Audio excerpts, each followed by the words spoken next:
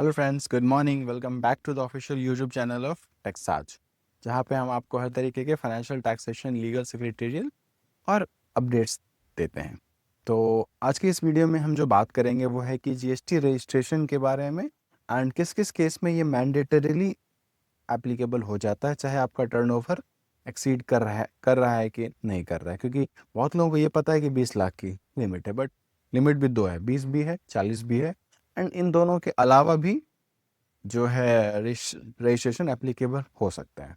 और अगर आपने हमारा चैनल अभी तक फॉलो नहीं किया है तो वो कर लें, और इंस्टाग्राम हैंडल भी फॉलो कर लें for the short videos and updates, जो कि हम डेली एक ना एक पोस्ट करते हैं। ठीक है, तो आपने नया बिजनेस शुरू किया और सबसे बड़ा क्वेश्चन है, क्या मुझे जीएसटी लेना ज़रूरी है?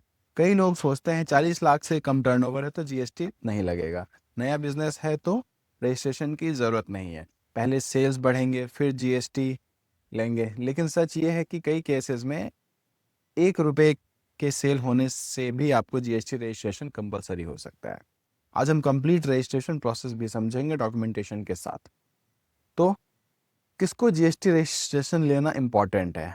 Part 1, goods business. अगर आप गुड्स सेल करते हैं और टर्नओवर 40 लाख से ज़्यादा है तो जीएसटी रजिस्ट्रेशन मैंडेटरी है।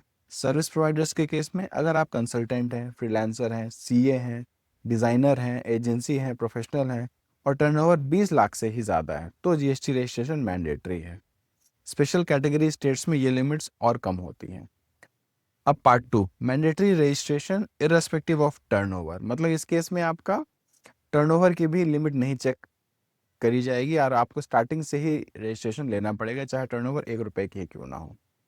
कई बिजनेसेस को टर्नओवर देखने की नीड भी नहीं पड़ती। पहला, ई कॉमर्स सेलर्स। अगर आप अमेजन, फ्लिपकार्ट, मीशो पर सेल करते हो, जीएसटी रजिस्ट्रेशन मैंडेटरी होता है।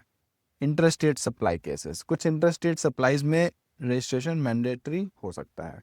कैजुअल टैक्सेबल पर्सन, एग्जीबिशंस, आप मान लो किसी स्टेट में लगाने जा रहे हो, टेम्पोररी स्टॉल लगाना है आपको, सीजनल बेस्ड बिजनेस है आपका, तो इन केसेस में भी आपको जीएसटी डे 1 से लेना पड़ता है। फॉरेन बिजनेसेस जो इंडिया में सप्लाई करना चाह रहे हैं उनको नॉन रेजिडेंट टैक्सेबल जीएसटी जो रहता है वो लेना पड़ता है। उसके बाद आते हैं इनपुट सर्विस डिस्ट्रीब्यूटर्स, मतलब कंपनीज जो अपने अदर ब्रांचेस में इनपुट टैक्स को डिस्ट्रीब्यूट करते हैं। हो सकता है कि सारे ब्रांचेस में उतना सेल ना हो, इसकी वजह से आप डिस्ट्रीब्यूट कर रहे हो, तो उसके लिए आपको जीएसटी नंबर लेना पड़ेगा, चाहे कम ही क्यों ना हो। TDS, TCS deductors, certain notified persons होते हैं जो टीडीएस और टीसीएस डिडक्ट करते हैं, उनके केस में भी एप्लीकेबल हो जाता है। उसके बाद होता है प्लेटफॉर्म्स कलेक्टिंग टीसीएस, यानी कि ई कॉमर्स ऑपरेटर्स। आठवां होता है आपका agent supplying on behalf of principal, commission agents and similar businesses. Section 24 cases required GST registration irrespective of turnover. अब आते हैं हम डॉक्यूमेंटेशन के पार्ट पे। तो जीएसटी रजिस्ट्रेशन के लिए पहले तो सिंपली बहुत इजीली हो जाता था बेसिक डॉक्यूमेंट डालने के बाद, बट अब आपको भी पता है रिसेंट टाइम्स में बहुत सारे रिजेक्शंस, बहुत सारे एससीएन, बहुत सारे इश्यूज आने लग गए हैं। तो आपके पास ये सब इशू आप फेस ना करो तो आप सारी चीज़ें प्रॉपरली अपलोड करो, जैसे कि PAN card, Aadhaar card, photograph, mobile number, email ID, bank statement और cancel cheque, business address proof. Business address proof में अगर आप रेंटेड हैं, पे हैं, तो rent agreement, electricity bill, NOC चाहिए रहता है। कंपनी या एलएलपी के लिए सर्टिफिकेट ऑफ इनकॉर्पोरेशन, कंपनी का PAN, board resolution for authorization of the signatory और डायरेक्टर्स के KYC, that includes PAN, Aadhaar, photo, email ID, phone number. Part 4, अब हम बात करते हैं कि स्टेप बाय स्टेप रजिस्ट्रेशन का। तो सबसे पहले आपको जीएसटी पोर्टल पर जाना होता है, न्यू रजिस्ट्रेशन सेलेक्ट करिए, पैन, ईमेल और मोबाइल वेरीफाई करिए, टीआरएन जनरेट करिए, बिजनेस डिटेल्स फिल करिए, business address, bank account, HSN, author signatory. इस टॉपिक पे हमारा डिटेल्ड वीडियो है, आप वो देख सकते हैं स्टेप बाय स्टेप कैसे कैसे होता है। ठीक है, उसके बाद फाइनल स्टेप में आता है आपका आधार ऑथेंटिकेशन या डीएससी से सबमिट करिए। एप्लीकेशन सबमिट हो जाने के बाद आपके पास एआरएन नंबर आएगा। अगर आप आधार से वेरीफाई कर देंगे उसके बाद आएगा, तब तक नहीं आएगा। आपने मान लो सबमिट कर दिया लेकिन ऑथेंटिक आधार से ऑथेंटिफाई नहीं किया, तब तक नहीं आएगा, मतलब आपका वो सबमिटेड नहीं है। वो हो जाने के 1 घंटे या 2 घंटे के बाद आपके पास एआरएन नंबर आ जाएगा। ये होता है आपका application tracking number. GST registration process generally 3 से 7 वर्किंग डेज में कंप्लीट हो जाता है अगर आपका डॉक्यूमेंटेशन प्रॉपर है। अब ट्रैक कैसे करें? अगर आपने अप्लाई कर दिया उसको ट्रैक कैसे करना है? तो जीएसटी पोर्टल पर आपको जाना है, सर्विसेज में जाना है, फिर रजिस्ट्रेशन पे जाना है एंड ट्रैक एप्लीकेशन स्टेटस पे जाना है। यहाँ एआरएन एंटर करके स्टेटस चेक कर सकते हैं। उसके बाद जब आपका अप्रूव हो जाएगा तो जीएसटी सर्टिफिकेट डाउनलोड कैसे करें, तो जब अप्रूव हो गया तो आपके पास मेल आएगा, जब कोई एससीएन भी है तो भी आपके पास मेल आएगा। तो वहाँ अगर आपके पास है तो आईडी पासवर्ड आपको वहाँ पे टेम्पोरेरी पासवर्ड वहाँ रहेगा, और आईडी भी एक टेम्पोरेरी बनाया हुआ रहेगा। लॉगिन करके आपको सब चीज़ अपडेट करना है, और उसके बाद सर्विसेज में जाके यूज़र सर्विसेज में जाके व्यू डाउनलोड सर्टिफिकेट्स कर लेने हैं, तो आप डाउनलोड कर पाएंगे। उसके बाद पोस्ट रजिस्ट्रेशन चेकलिस्ट, उसके जीएसटी तो आ गया, बट ये शुरुआत है, इसके बाद क्या क्या चीज़ें होती हैं।